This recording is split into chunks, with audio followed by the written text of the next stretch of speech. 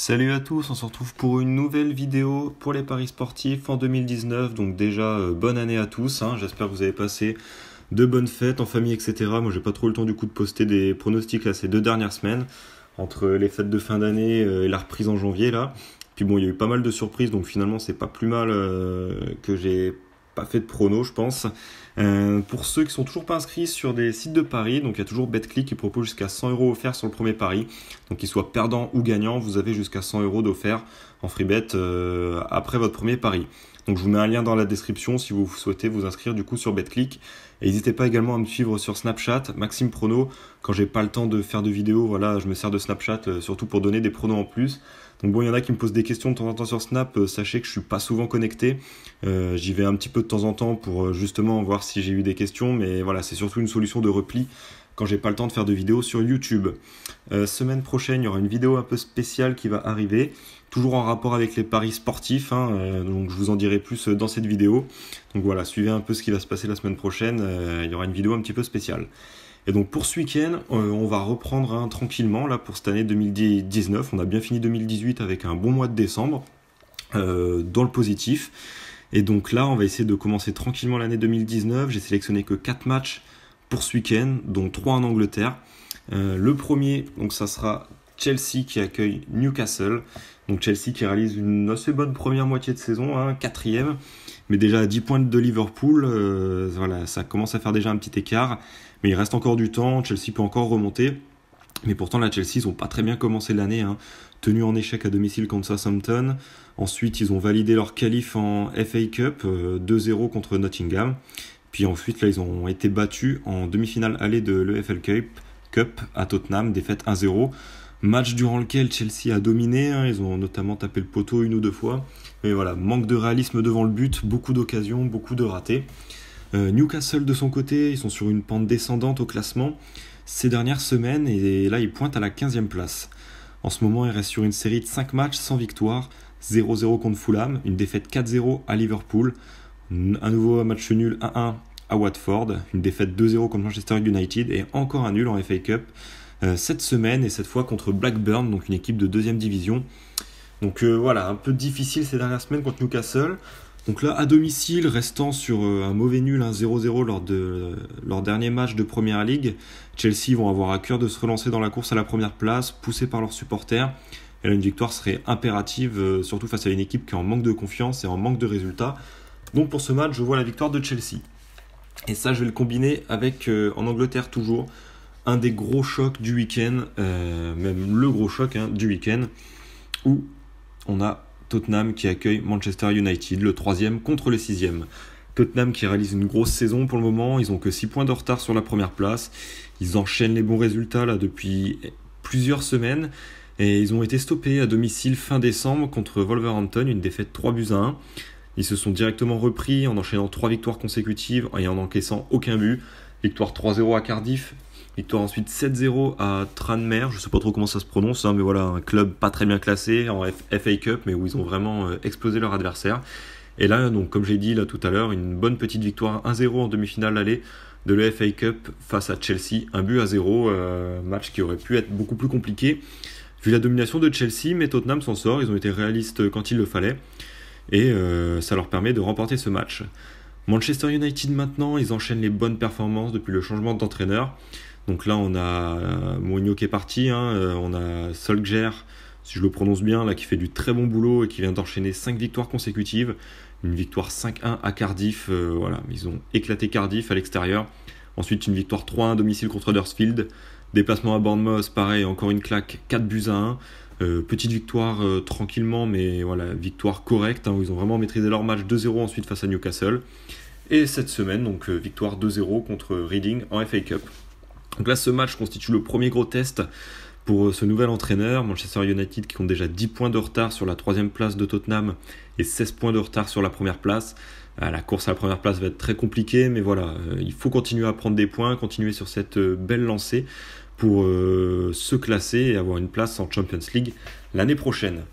Donc impressionnante là sur ces dernières semaines, le premier gros test pour Manchester United, et là je pense qu'ils ont vraiment les capacités de faire trembler Tottenham. Donc je vois bien les deux équipes marquées dans ce match, j'aurais un peu de mal à donner un vainqueur, même si Tottenham, hein, ils ont la maîtrise depuis ces plusieurs semaines. Manchester United ont joué contre des équipes un peu plus faibles, hein, sans dénigrer les autres équipes. Mais là, c'est Tottenham, c'est à l'extérieur. Peuvent créer l'exploit et la surprise aussi d'aller gagner à Tottenham, hein, ce qui serait pas non plus une énorme surprise au vu des derniers résultats. Mais je vais pas trop me pencher sur le résultat, voilà, je vais juste dire les deux équipes marquent. Ce qui nous fait du coup un combiné avec une cote à 1,72, hein. Comme vous vous en doutez, hein, très petite cote pour Chelsea, 1,20.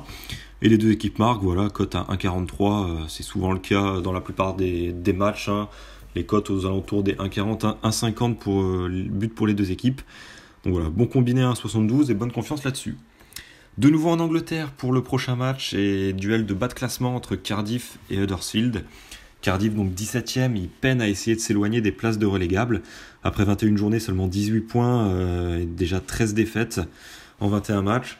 À domicile, ils parviennent quand même à remporter pas mal de matchs, hein, presque la moitié de leurs matchs, 4 victoires en 10 matchs, il me semble.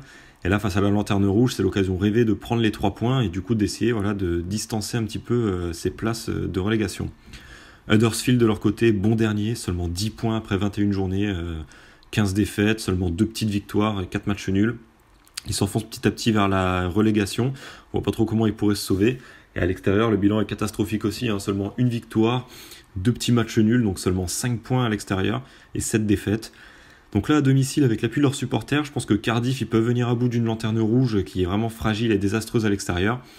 Mais bon, voilà, comme Cardiff est 17ème, Huddersfield, ils peuvent potentiellement prendre un point et tenir en échec Cardiff. Donc Cardiff en sec se tente en fun, je pense. Mais moi, je vais la jouer safe en mettant plutôt Cardiff ou match nul. Je vois pas du tout Huddersfield s'imposer à l'extérieur là. Donc voilà, plutôt Cardiff ou match nul. Et ça, je vais le combiner avec un match en Espagne. Le Betis qui accueille le Real Madrid. Match intéressant donc entre le 6e et le 5e. Bonne saison pour le moment pour le Betis. Ils sont 6e, ils sont à 4 points du Real. C'est une des équipes en forme de ces dernières semaines, hein, avec 3 victoires, un nul et une défaite. Petit coup de mou quand même, là, comme on peut le voir ces 2 dernières semaines, avec un nul contre Eibar, 1 but partout. Et puis une défaite à Huesca, 2-1.